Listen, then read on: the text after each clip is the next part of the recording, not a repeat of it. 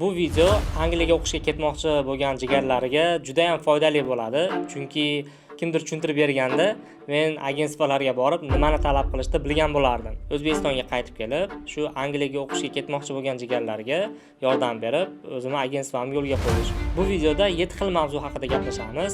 Birinchisi bu Angliyadagi grantlar. Bilmayman, bitta o'ringa 1000 ta, 2000 ta, kerak bo'lsa 10 ming talab odamlar bilan kurashishingiz kerak bo'ladi.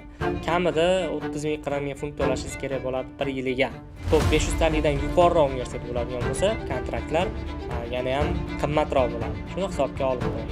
Hozir men sizga barcha xarajatni ochiqchasiga aytib beraman. Necha pul Angliyaga ketguningizgacha kerak bo'ladi sizga. Qanday ishlashimizni tushuntirib beraman va siz shundan o'zingiz xulosa chiqarib olsangiz bo'laveradi.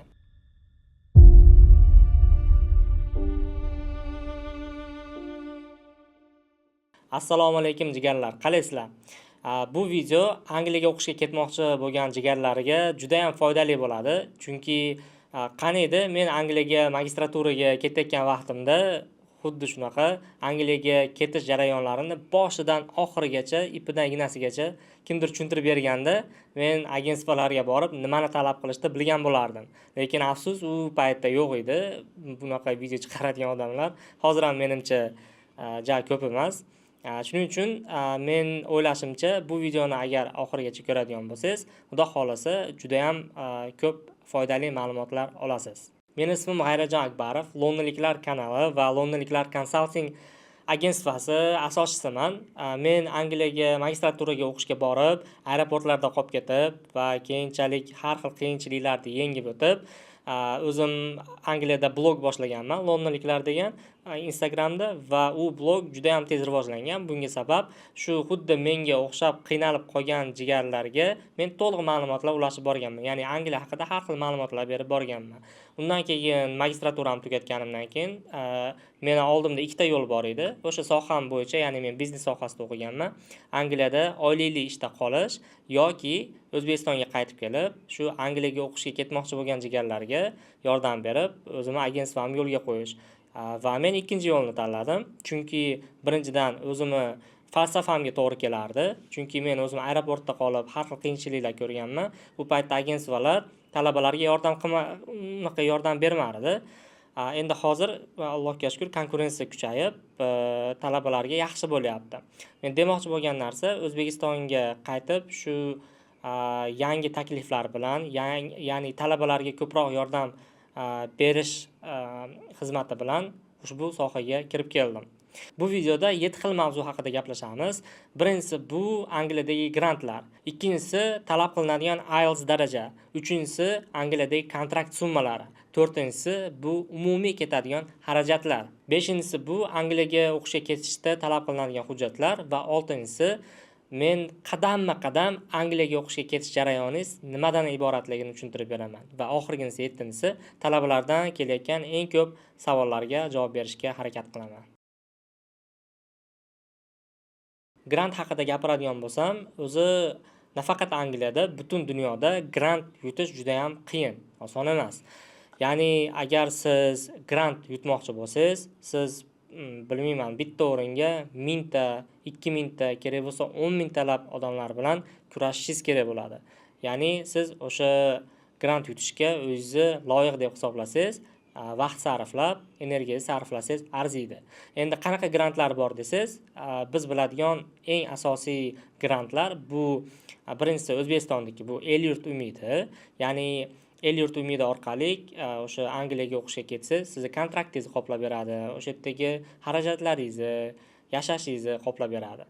Bu juda ham zo'r grant, lekin albatta konkurensiya juda ham yuqori. Va undan ham konkurensiyasi yuqoriroq grant bu Angliyani granti, Chevening hisoblanadi. Buni ham o'ziga yarasha talablari bor va albatta uni yutib olsangiz juda ham zo'r maza qilib o'qisangiz bo'ladi. Xullas, Angliyada asosan universitetlar pullik va siz agar Angliyaga o'qishga ketmoqchi bo'lsangiz, kattaroq xarajatga tayyor turishingiz kerak bo'ladi va juda ham ko'p universitetlar grant berishga unchalik oshiq emas. Ya'ni sizni ochiqchasiga grant beramiz deb taklif qilib, bunaqa narsalar yo'q. Shuning uchun sizga tavsiyam, agar siz Angliyaga grantga o'qishga ketmoqchi bo'lsangiz, ya'ni moliyaviy holatingiz yetarli bo'lmasa, unda shu men bergan tavsiya, ya'ni ikkita eng asosiy grantga topshirsangiz bo'ladi. Birinchisi El-yurt umidi fondi va ikkinchisi Chevening. Va endi Angliyada o'qish uchun asosiy kurslar va unga talab qilinadigan til darajalari haqida tushuntirib beraman.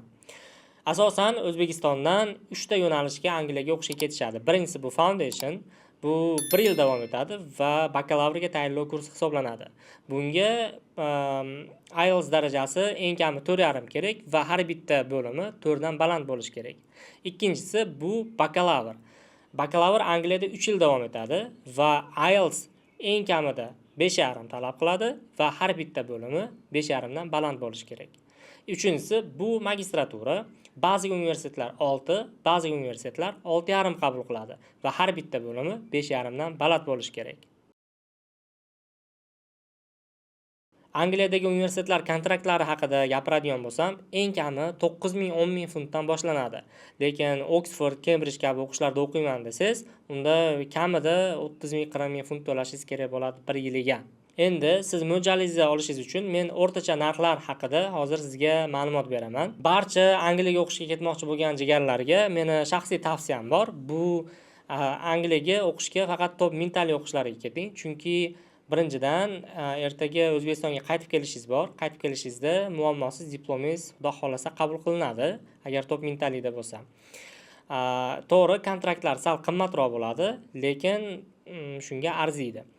Va ikkinchidan sizga tavsiya beradigan narsam London o'zidan o'qish toping, chunki London o'zida birinchidan juda ham millatlar ko'p, har xil odamlar ko'radi, dunyo qarashi o'sadi va ikkinchidan Londonda qo'shimcha ishlar qilish mumkin yoki praktika qilish mumkin.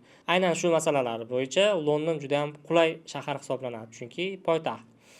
Lekin degan joyi bor bu yerda, Londonda o'qishlar kontrakti ham sal qimmatroq. Endi men sizga hozir umumiy qilib o'rtacha narx chiqarib beraman.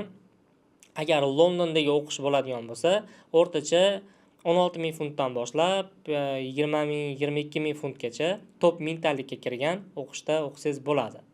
Endi agar siz yaxshi agentstva bilan topshiradigan bo'lsangiz o'qishga yoki o'zingiz qanaqadir yo'llarini topib, kuchli motivatsion xat yozib, chegirma oladigan bo'lsangiz 30% gacha chegirma olishingiz mumkin. Endi biz odatda 30%, 40%, 50% gacha chegirma olib beramiz talabalarimizga. Shunda kontrakt narxi o'rtacha 12,000, 13,000 funt chiqadi. Endi hozir men gapirayotgan narsa bu reytingi 500 talik bilan 1000 talikda oralig'ida bo'lgan universitetlar haqida gap ketyapti va Londondagi universitetlar haqida gap ketyapti. Lekin agar masalan o'sha top 500 talik bilan 1000 talikda oralig'idagi universitet bo'lsa ham, Londondan tashqarida bo'ladigan bo'lsa, unda kontrakt narxi arzonroq bo'ladi. Va agar top 500 talikdan yuqoriroq universitet bo'ladigan bo'lsa, kontraktlar yana ham qimmatroq bo'ladi. Shuni hisobga olib qo'ying. Umumiylashtirib aytadigan bo'lsak, agar siz Londonda o'qimoqchi bo'lsangiz, 12,000, 13,000 funt 1 yiliga kontrakt to'lashga tayyor turishingiz kerak bo'ladi. Va juda ham ko'p keladigan savollardan biri Angliyaga o'qishga topshirishda yosh chegarasi bormi deb so'rashadi. Hozir javob berib o'tib ketmoqchiman bir yo'li.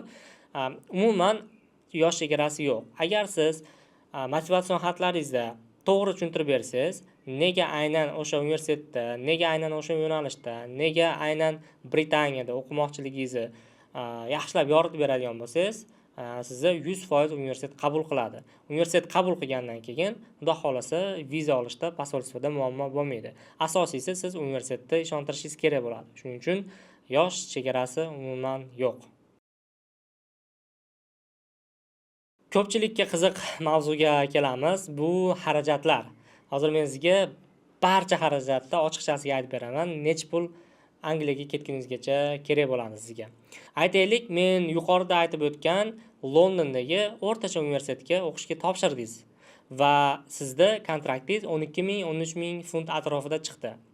Angliyaga o'qishga ketishingizdan oldin eng kami 5,500 funt atrofida kontraktingizni depozitini to'lashingiz kerak bo'ladi.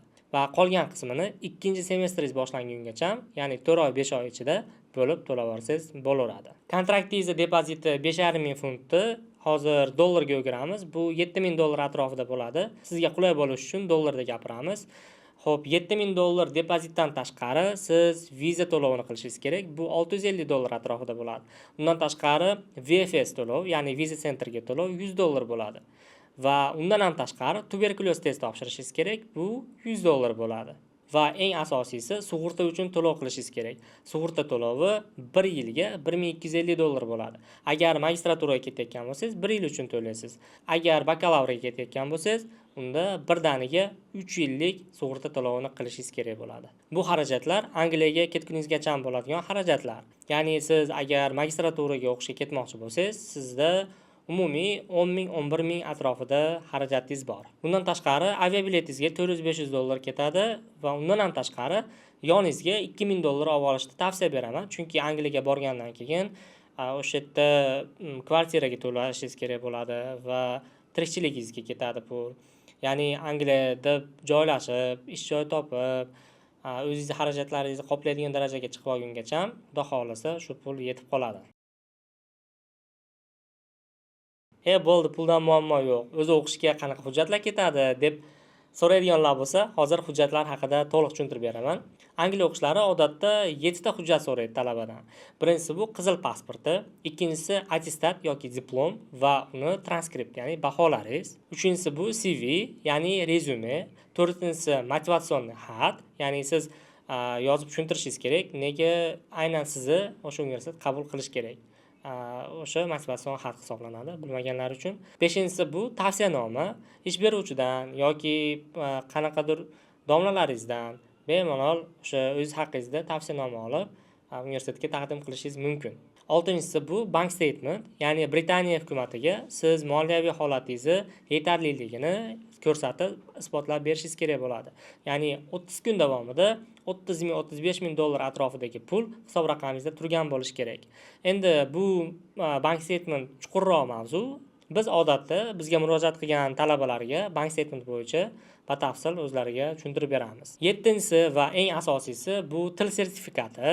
Endi yuqorida men IELTS haqida gapirib o'tdim, lekin ba'zi universitetlar TOEFL yoki Duolingo sertifikatlarini ham qabul qiladi. Hattoki ba'zi universitetlarda ichki imtihon mavjud.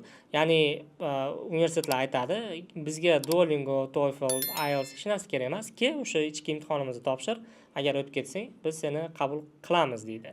Ichki imtihon qanaqa bo'ladi degan savolga, bu xuddi IELTS kabi bo'ladi. 4 sectiondan reading, speaking, writing, listening va siz o'ylagandaqa oson bo'lmaydi. Ichki imtihondan o'tib ketishingiz mumkin, qachonki haqiqatdan IELTS darajangiz 6-6,5 bo'lsa, ya'ni o'sha til darajangiz yetarli bo'lsa. Ichki imtihonda nima foydasi bor desangiz, endi til darajangiz yaxshi bo'lsa, lekin IELTS sertifikat to'lashga 200 dollar nima qilaman, hozir to'lab menga kerak emas, IELTS desangiz, ichki imtihon vashe zo'r variant. Ichki imtihon orqali juda ham ko'p jo'natgan talabalarimiz bor. Jigarlar, sizlarga Angliyadagi o'qishlar kontrakt narxlari, kerakli hujjatlar va umumiy nech pul ketish haqida tushuntirib berdim. Endi keling, sizga qadamma-qadam shu Angliyaga o'qishga ketish jarayoni qanday bo'lishini tushuntirib beraman. Birinchisi bu sizga g'oya keladi Angliyaga ketish bo'yicha, keyin uni ustida ishlaysiz, uydagilar bilan maslahat qilasiz, o'sha g'oyangizni pishirasiz va oxiriga qaror qilganingizdan keyin, ya'ni Angliyaga bo'ldi, o'qishga ketaman deganingizdan keyin ikkinchi qadamingiz bu o'zingizga mos konsalting agentство topasiz. Endi sizga tavsiyam har bitta agentvani Instagram profillarini, YouTube profillarini ko'rib chiqish tavsiya beraman. Oldingi qilgan ishlarini iloji bo'lsa o'sha agentstvoga yozib, oldingi jo'natgan talabalaringiz bilan bir suhbatlashib ko'rsam maylimi deb yozishni tavsiya beraman. Chunki agar haqiqiy yaxshi agentstvo bo'lsa, bemalol Angliyaga jo'natgan talabalarni kontaktini beradi va siz o'sha talabalar bilan ham suhbat qilib ko'rishingiz mumkin bo'ladi. Xullas, ikkinchi qadamingiz bu agentstvo topasiz.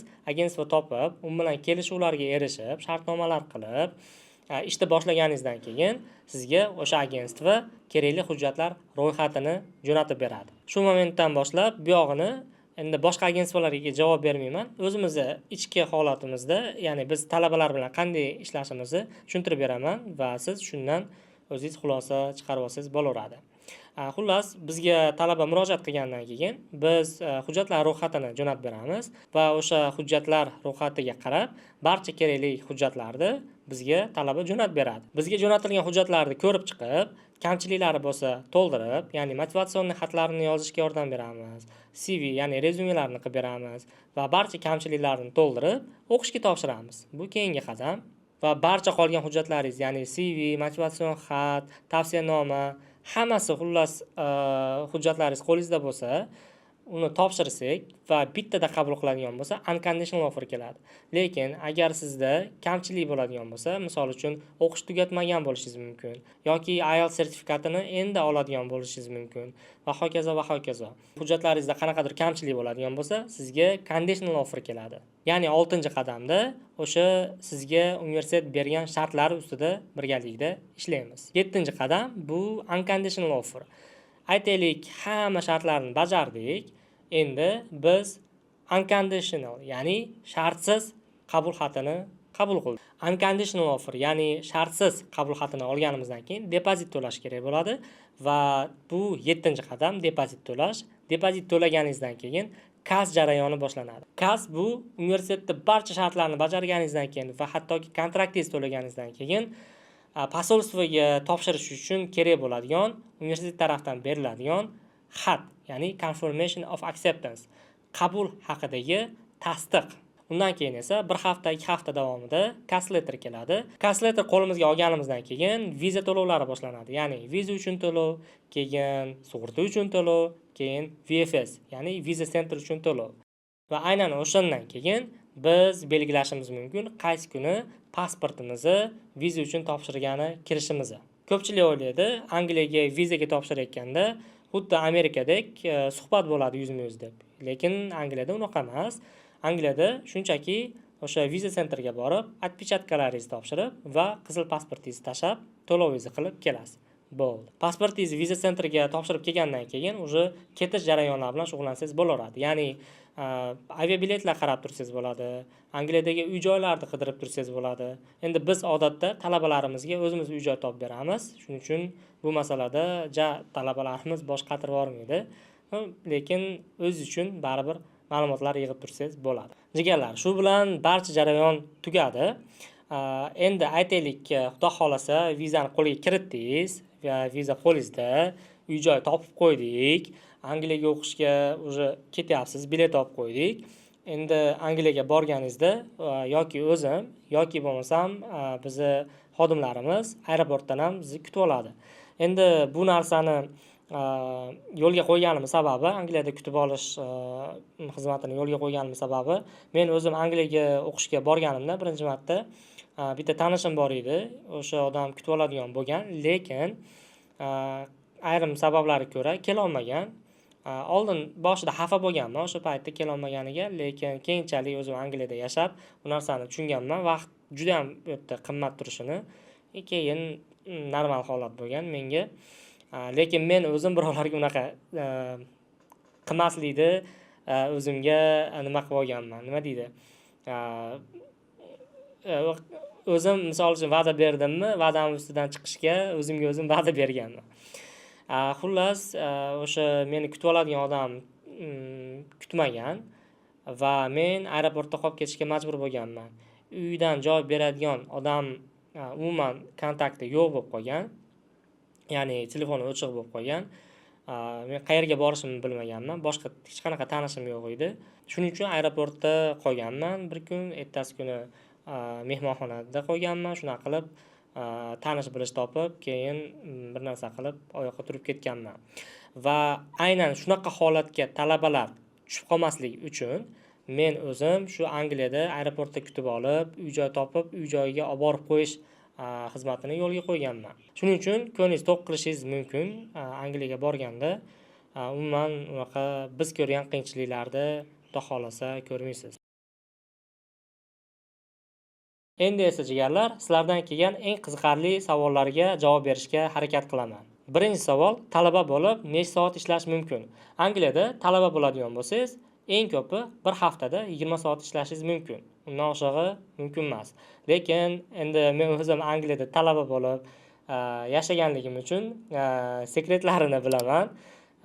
Endi bizga murojaat qilsangiz, sekretlarni aytishim mumkin. Undan ko'proq ishlash imkoniyatingiz bor. Agar magistraturada o'qisangiz, bunga men pozitiv qarayman. Lekin bakalavrda o'qiyotgan talabalarga tavsiya bermayman, chunki haftada o'zi 4 kun, 5 kun o'qish davom etadi. Shunchaki vaqt 20 soatdan oshiq ishlasa, o'qishidan fokus bo'linib qoladi. Lekin magistraturada haftada 2 kun bo'lganligi uchun o'qish, bemalol 4 kun, 5 kun ishlasa bo'laveradi. Angliyada talabalarga ish masalasi bo'yicha batafsilroq ma'lumot olmoqchi bo'lsangiz, lichkaga yozishingiz mumkin va men o'zingizga tushuntirib beraman. Angliyadagi talabani oylik xarajati haqida gapirib bering debdi. Umumiy qilib aytadigan bo'lsak, eng asosiy rasxodingiz bu uy ijarasi, ya'ni kvartiraga to'lashga 400-500 funt atrofida lokatsiyasiga va uyni sifatiga qarab o'zgaradi. Aytaylik 500 funt to'layapsiz bir oylik uyingizni ijarasi narxi. Undan tashqari yo'l kiringiz 100 funt atrofida. Undan tashqari 200 funt atrofida kunlik xarajatlaringiz. Ya'ni jami 800 funt atrofida. Bu dollarda hisoblasangiz $1000 atrofida pul chiqadi. Bu oylik xarajatingiz. Boshqa davlatdan o'qishni ko'chirsam bo'ladimi? Ha, albatta o'qishni ko'chirsangiz bo'ladi. Ko'pchilik o'ylaydi, o'qishni ko'chirsam 1 yil yutkizaman deb, lekin unaqa emas. Chunki masalan O'zbekistonda va ko'plab boshqa davlatlarda bakalavr 4 yil davom etadi. Angliyada esa 3 yil. Ya'ni siz bir kurs pastga ko'chiradigan bo'lsangiz ham, bemalol o'sha O'zbekistonda, Koreyada, Malayziyada yoki o'sha boshqa davlatda 4 yillik ta'lim mavjud davlatda bitiradigan vaqtingizda Angliyada ham o'sha bakalavringizni tugatsangiz bo'ladi. Viza chiqish ehtimoli qanaqa? Xo'p, viza chiqish ehtimolini hech kim 100% deb aytmaydi. Sizlarga birinchi beradigan tavsiyam, agar kimdir sizga 100% viza chiqadi desa, ulardan qoching. Bu katta ehtimol bilan moshinik bo'ladi. Endi men aytishim mumkin 99% deb, chunki hozirgi kunda Angliya talabalar uchun yaxshi viza beryapti. Agar hamma hujjat to'g'ri qilsa, muammosiz viza qo'lga kiritishyapti talabalar. Endi bizni shaxsiy o'zimizning natijamiz shu kungacha mana 2 yildan oshdi menimcha. Shu vaqt davomida nechta talabaga o'qishga topshirgan bo'lsak, vizaga hammasi bezatkaz viza olyapti. 100% lik natija, Allohga shukr. Lekin bu degani kelajakda ham 100% bo'ladi degan garantiya yo'q. Shuning uchun 99% deb aytamiz. Ya'ni ko'nglingizni to'q qilishingiz mumkin. Xudo xolasa, barcha hujjatlar joyida qiladigan bo'lsak, viza chiqish ehtimoli juda ham yuqori. Jigarlar, bu video manfaatli bo'ldi deb umid qilaman va sizlar uchun oxirgi bonusim bor. Ushbu videoda gapirgan barcha ma'lumotlarimni bitta PDF faylga joylaganman. U PDF faylni qo'lga kiritish uchun pastdagi link orqali bemalol o'tib o'zingizga tortib olishingiz mumkin va kelajakda bemalol foydalanishingiz mumkin bo'ladi. Angliya bo'yicha savollaringiz bo'ladigan bo'lsa, izohlarda yozib qoldiring va men barchasiga javob berishga harakat qilaman. Sog' bo'ling, salomat bo'ling.